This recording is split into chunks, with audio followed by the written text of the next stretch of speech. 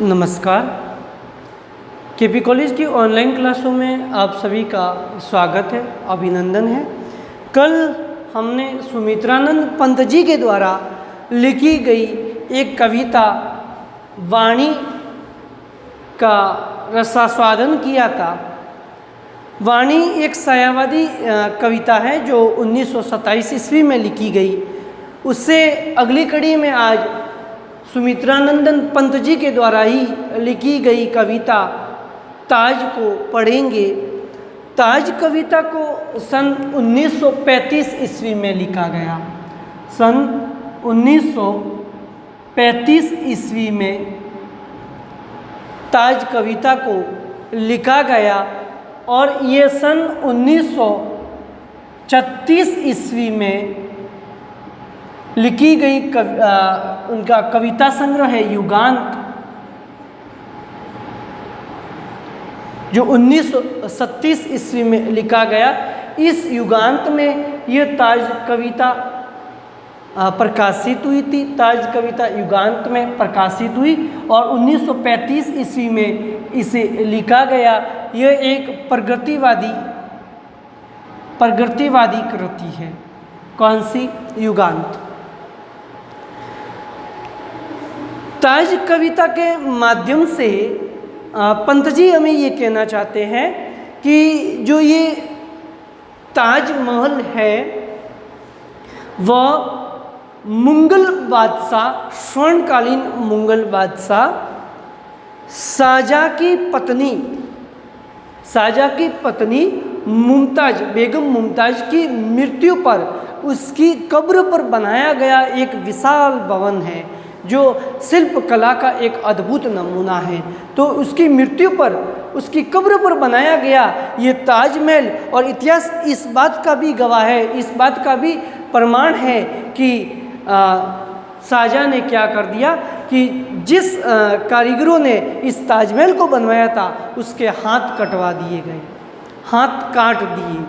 और आज भी उनकी प्रशंसा में उस शिल्पकारियों को याद किया जाता है, उसकी कलाओं को देखकर। आज उसी सदियों से, कई सदियों से वह वैसे ही ताजमहल खड़ा है जिस समय शाहजहाँ के द्वारा बनाया गया था। तो ताजमहल आज जो विशाल, जो अद्भुत नमूना है विश्व का, वो ताजमहल एक मृत लोगों की, मुमताज की कब्र पर बनाया गया। लेकिन वर्तमान समय में लोगों के लिए, रहने के लिए घर नहीं है। वो इतना विशाल जो ताजमहल बना हुआ है, लोग बेघर है, रहने के लिए घर नहीं है, नग्न है, लेकिन मुर्दा लोगों को सजाया जा रहा है और उसकी याद में एक ऐसा अद्भुत विशाल भवन बनाया है। तो यहाँ पे साहित्यकार उन्हें एक दूसरी नज़र से भी देखते हैं। ताज कविता एक मानववादी दृष्टिकोण की परिचायक है। क्या है ये? मानववादी दृष्टिकोण की परिचायक।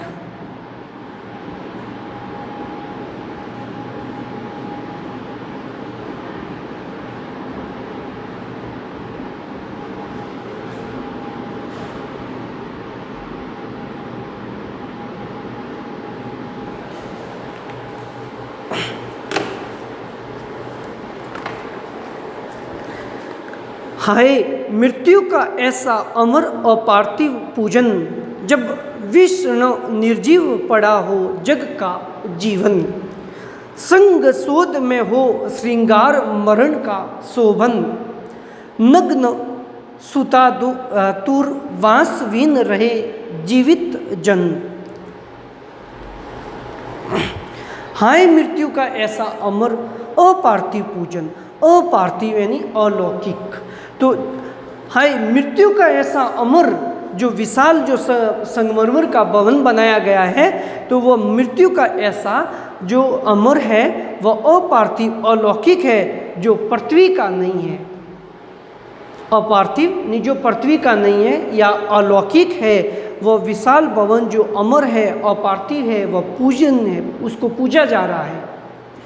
जब विष्णु निर्जीव पड़ा हो जग का जीवन, जब विष्णु यानी दुखी विष्णु, विष्णन दुखी निर्जीव पड़ा हो जग का जीवन, यानी ये जीवित लोगों का जीवन है जो कैसा है, विषाद है, दुख से भरा हुआ है। तो निर्जीव पड़ा हो जग जीवन, ये जग जीवन है जो निर्जीव जो जीवित लोगों के लिए क्या है, वह जीवन है, वह विषाद से भरा हुआ है। यानी और मृत लोगों को क्या किया जा रहा है, उसे स्नेह से याद किया जा रहा है, प्रेम से वह उन्हें उसके प्रति प्रेम किया जा रहा है। और जो दुखी व्यक्ति है वह विषाद है, दुखी है जीवित व्यक्ति। संग शोध में हो श्रृंगार मरण का शोभन, संग यानी संगमरमर, शोध का अर्थ है यहाँ पे महल, संग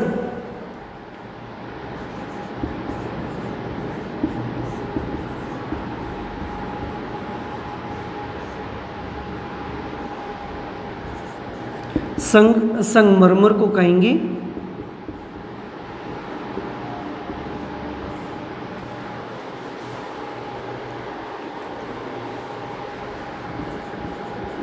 शोध महल। दूसरा यहाँ एक शब्द आया है अपार्थिव, अलौकिक।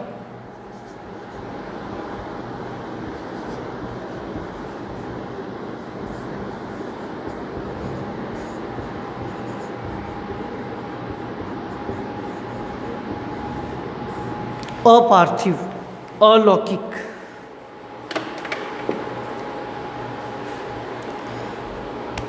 विषणन दुखी,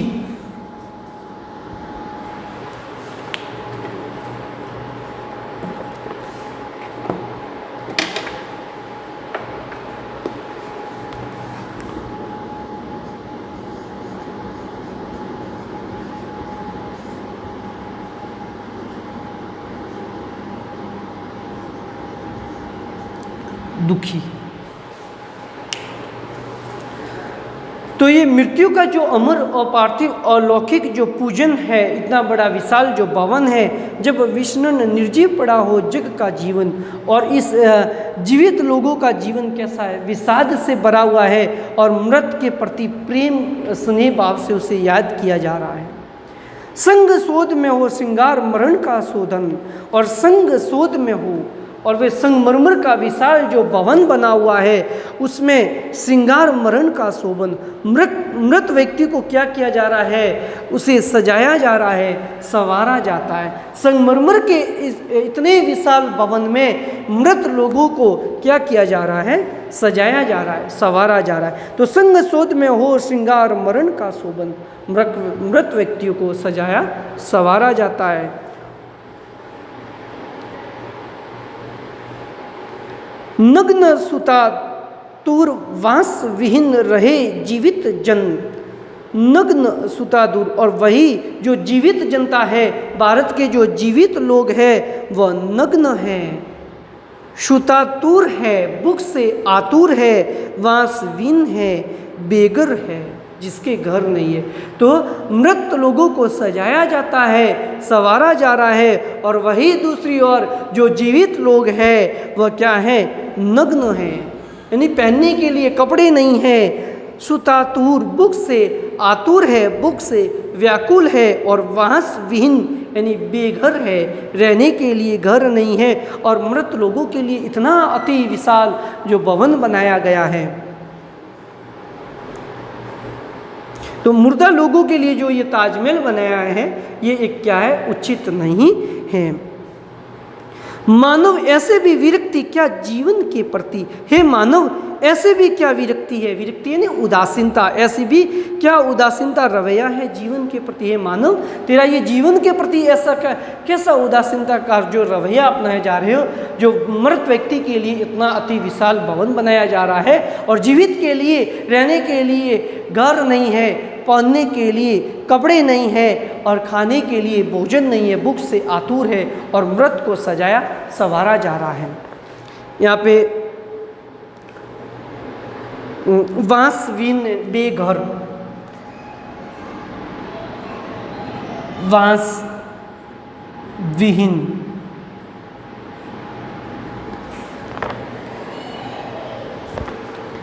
बेघर,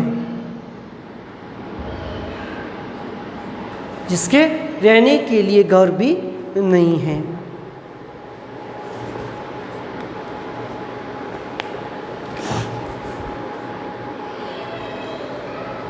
विरक्ति यानी उदासीनता, विरक्ति।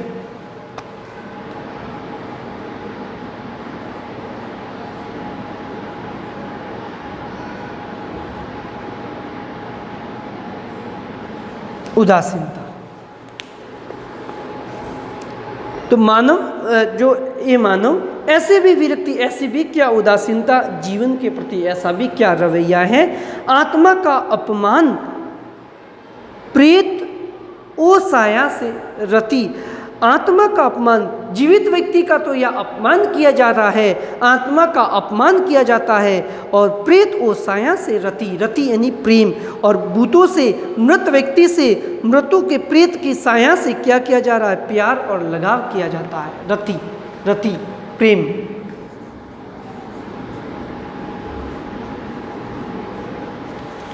तो आत्मा से तो अपमान, आत्मा का अपमान किया जा रहा है, जीवित लोगों का अपमान किया जाता है। और मृत व्यक्ति के प्रति मृत ओ साया रति, मृत व्यक्ति के प्रति है जो प्रेम दिखाया जा रहा है, उसे स्नेह किया जा रहा है, उसके प्रति लगाव किया जाता है। प्रेम अर्चना यही करे हम मरण को वरण। प्रेम अर्चना, प्रेम अर्चना है पूजा। तो यहाँ पे भूत प्रेतों जो कब्र पर बनाया गया इतना अति विशाल भवन है, उसे सजाया संवारा जाता है, उसकी पूजा अर्चना की जाती है, प्रेम अर्चना और प्रेम रूपी पूजा की जाती है, अर्चना की जाती है। करें हम मरण को वरण, और करें हम मरण को वरण, और मृत व्यक्ति को क्या करता है, उसके वरण करते हैं, हम उसका गान करते हैं, उसको अपनाते हैं, और जीवितों का अपमान किया जा रहा है।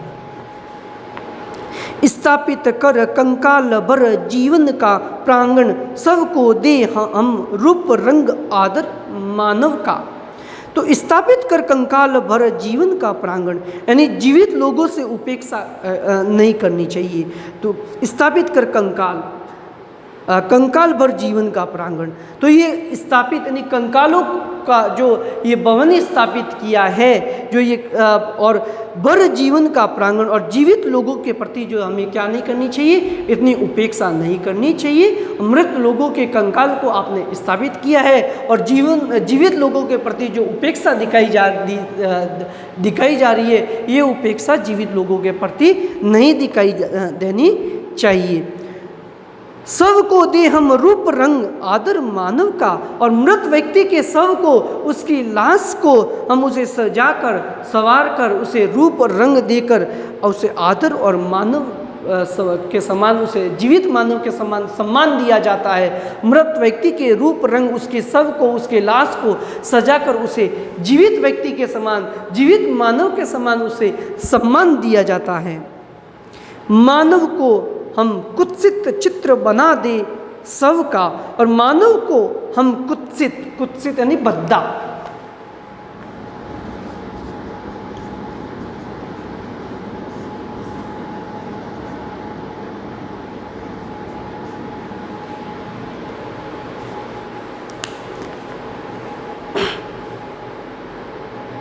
तो मानव को हम कुत्सित चित्र बना दे सब का। चित्र किसका प्रतीक है, यहाँ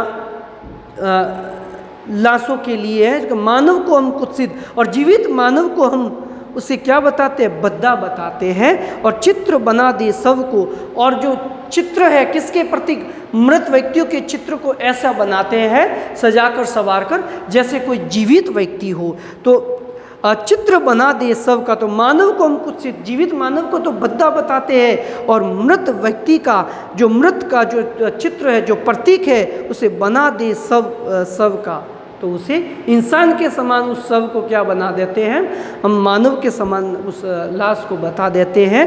तो लाशों को जिंदा लोगों की तरह यहाँ पे चित्र में दिखाया गया है।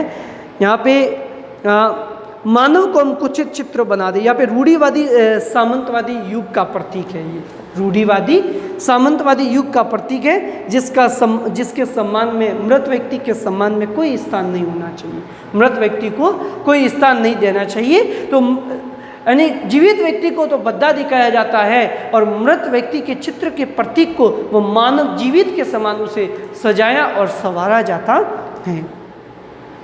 गत युग के बहुधर्म रूढ़ी के ताज मनोर, गत युग के यहाँ पे रूढ़ीवादी सामंतवादी का प्रतीक है इस युग। तो गत युग के गत वर्षों में बहुधर्म रूढ़ी से ताज मनोहर व मनोहर है, ताज मन का हरण करने वाला है।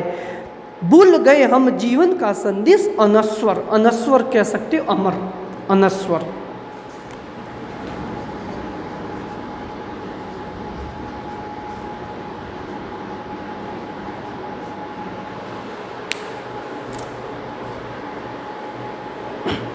तो भूल गए हम जीवन का संदेश, हमारे जीवन का जो अमर संदेश है इसे हम भूल गए।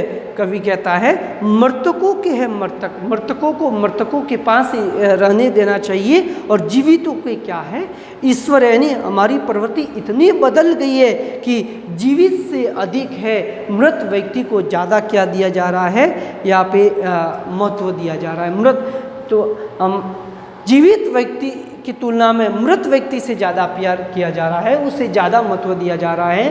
तो कवि यहाँ पे यही कहना चाहता है कि जो इतना विशाल संगमरमर का जो अद्भुत भवन बनाया है ये ताजमहल, और दूसरी ओर वही भारत की जो जनता है वह नग्न है और भूख से आतुर है और बेघर है। इससे आगे हम इसकी अगली क्लास में पढ़ेंगे। धन्यवाद।